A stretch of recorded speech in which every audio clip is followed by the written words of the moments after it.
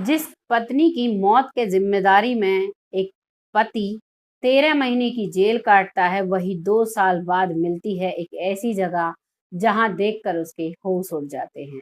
नमस्कार, मैं महक चौधरी आज आपके सामने एक ऐसी कहानी लेकर आई हूँ जिसे आप सुनोगे तो आप हैरान हो जाओगे। आपको विश्वास नहीं होगा कि कोई पत्नी अपने पति के साथ इस हद तक बुरा व्यवहार कर सकती है। तो शुरू करते हैं आज की कहानी। आज की कहानी में एक लड़का जो कि अरविंद होता है, जिसके खेत हैं, खेतों में काम करता है, मेहनत मजदूरी कर कर अपना अच्छे से भरण पोषण करता है। अपने खेतों में ही सारा काम काज करना, जमींदार जो लोग होते हैं, छोटे जमींदार, ऐसा वो लड़का था और बहुत अच्छे से रहता था। उम्र हो जाती है शादी की। माता पिता उसकी एक लड़की से शादी कराते हैं, जिस लड़की का नाम होता है संगीता। संगीता जो कि जो उसका स्वभाव था, वो थोड़ा चिड़चिड़ेपन का स्वभाव था और वो बात-बात पर लड़ाई करती थी अपने घर में। उसका एक देवर था, उससे भी वो बहुत ज़्यादा गुस्से में रहती। उसकी कोई भी खाना-पीना देना होता है, जैसे एक जॉइंट फैमिली में होता है, वैसा कुछ भी नहीं किया करती थी। और अब हद तब हो जाती है, जब वो लड़की एक दिन रात को अचानक 12 बजे गायब हो जाती है। गायब होने के बाद उस लड़की के माता-पिता पुलिस स्टेशन में रिपोर्ट दर्ज कराते हैं कि इसने हमारी बेटी को मार दिया है।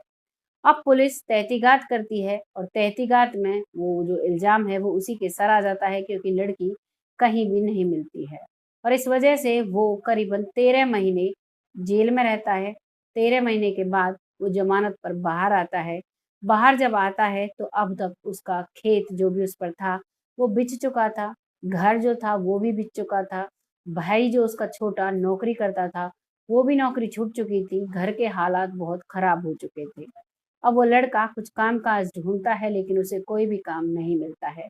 तभी उसका एक दोस्त जो कि फेरियों का काम किया करता है, फेरी लगाता है, वही चीज़ उसे सिखाता है और उसे एक साइकिल दिलवाता है। उस साइकिल पर कुछ सामान उसका रखवाता है और गाँव-गाँव में उसे बेचने के लिए कहता है। अब वो लड़का उसे बेचने के लिए चला जाता है। बेचने के लिए जब जाता है, तो एमपी के ही एक ऐसे इलाके में जाता है जहाँ पर बंद गलियाँ थी और वहीं पर वो आवाज़ लगाता है। माइक में आवाज़ लगा रहा था, तो महिलाएँ घर से बाहर निकल कर आती हैं और जब घर से बाहर निकल कर देखती हैं, तो उन्हें अपने मतलब की चीज़ें मिलती हैं और वो देखने लगती है।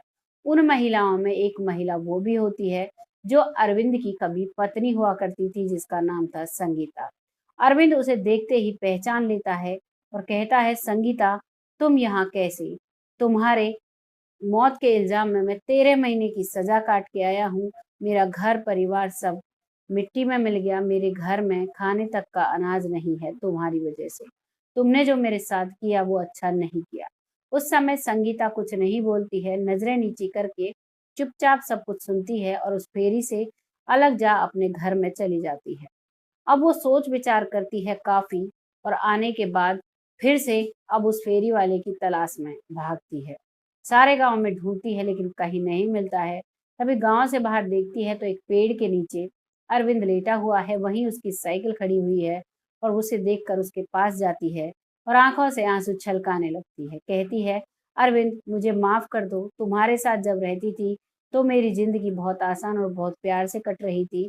लेकिन आज मुझे पता है मेरी हालत क्या है। मेरे माता-पिता ने जिस लड़के के साथ मुझे भगाया था, वो लड़का मुझे दिन-रात पीटता है, छोटी-छोटी बात पर मुझे टॉर्चर करता है और शराब पीता है, ना ही कुछ कमाता है। घर में खाने तक के वांदे हैं, बहुत मुश्किल से गुज़ारा हो रहा है, लेकिन फिर भी वो मुझे बात-बात पर पीटता है और अब इन सब चीज़ों से मैं परेशान हो चुकी हूँ, मुझे तुम अपने साथ ले चलो। अरविंद कहता है कि तुम्हारी वजह से मेरा परिवार बिखर गया, मेरे घर में कुछ नहीं बचा, मुझे माफ़ कर दो। तुम्हारी वजह से मैं इतना सब कुछ झेल रहा हूँ, मुझे माफ़ कर दो। मैं तुम्हें साथ नहीं ले जा सकता। और ये सारी जो भी चीज़ें हैं, उन सब का मैं पुलिस में बता चुका हूँ। तुम यहाँ पर हो, तुम्हारा एड्रेस भी दे चुका हूँ। जैसे ही वो ये बात सुनती है, तो वो रोती हुई वहाँ से वापस चली जाती है कि अब ये मुझे नहीं अपनाएगा। और जो काफ़ी देर वो घर से बाहर रहती है, तो उसका जो दूसरा प्रेमी है, जो उसके साथ रहता था, उसे इतना गुस्सा आता है कि वो उसे इतना मारता है कि वो बार-बार हाथ जोड़ती है, लेकिन फिर भी कहता है, क्या तुम अपने यार से मिलने गई थी? कहाँ गई थी इतने समय के लिए? इतना गंदा उससे बोलता है कि आज उसके बर्दाश्त की क्षमता खत्म हो चुकी थी और जैसे ही उसका दूसरा पति घर से बाहर जाता है, वो फंदे से लटक कर अपने आप को खत्म कर लेती है। और अब यहाँ से अरविंद अपने घर जाता है। पुलिस में भी सारा कुछ बताकर अपने माता-पिता को, अपने भाई को सब कुछ बताता है। सारे गाँव में ये बात फैलती है तो पुलिस अब उसके माता-पिता के खिलाफ एक्शन लेती है और उस पर लगे चार्जेस को हटाती है। ये थी कहानी अरविंद की, जिसने सीधे हिसाब से अपना रिश्ता निभाया, लेकिन उसकी पत्नी की वजह से उसका सब कुछ चला जाता है और आज वो पत्नी भी इस धरती पर नहीं रहती है। आपको कहानी कैसी लगी कमेंट सेक्शन में ज़रूर बताना। बहुत जल्द फिर आती हूँ ऐसी ही किसी कहानी के साथ। तब तक के लिए जय हिंद, जय भारत।